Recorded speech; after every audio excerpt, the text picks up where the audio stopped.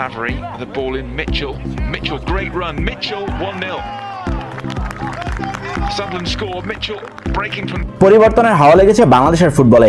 একের পর এক ব্যর্থতায় ঝিমিয়ে পড়া ফুটবল আবারও জেগে উঠছে। বাংলাদেশ ফুটবল নিয়ে এখন আলোচনার কমতি নেই। কয়েকদিন আগে সিঙ্গাপুরের বিপক্ষে ম্যাচে দেখা গিয়েছে সমর্থকদের উন্মাদনা। হামজা চৌধুরী, সামিদ সোম কিংবা ফাহমিদুল ইসলামের মতো তারকারা এসে পাল্টে দিচ্ছেন দলের চেহারা। তাদের সঙ্গে থাকতে পারতেন কিউবা মিচেল, কিন্তু শেষ মুহূর্তে সময়ের যোগ বিয়োগে খেলতে পারেননি তিনি।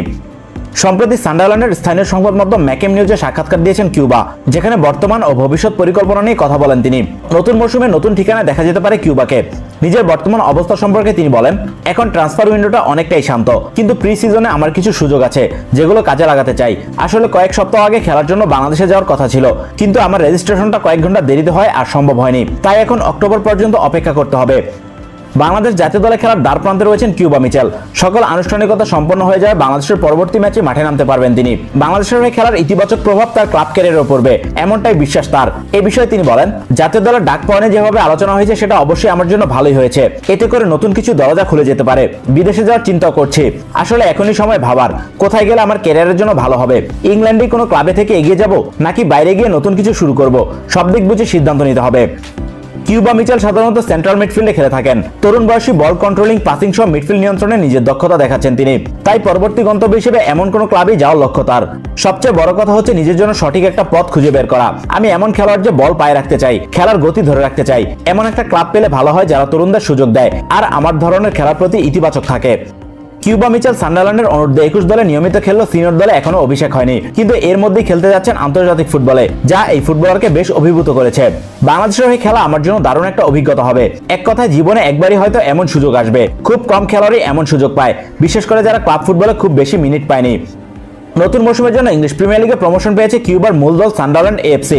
চ্যাম্পিয়নশিপের প্লে অফ ফাইনালে তারা হারিয়েছে হামজা চৌধুরী শেফিল্ড ইউনাইটেডকে। হামজা চৌধুরীর সঙ্গে যোগাযোগ বা কথা হয়েছে কিনা এমন প্রশ্নে কিউবা বলেন, আমি হামজা চৌধুরীর সঙ্গে আগে থেকেই কথা বলেছি। ওর প্লে অফ ফাইনালের অভিজ্ঞতা আর বাংলাদেশে ওর সময়টা কেমন কেটেছে তা নিয়ে কথা হয়েছে। ও বলেছে দর্শকদের সাপোর্ট ছিল দারুণ, এই দিক থেকে আমি খুবই রোমাঞ্চিত। ওখানে গিয়ে নিজে দেখে নিতে চাই আরো কি কি সুযোগ আসতে পারে।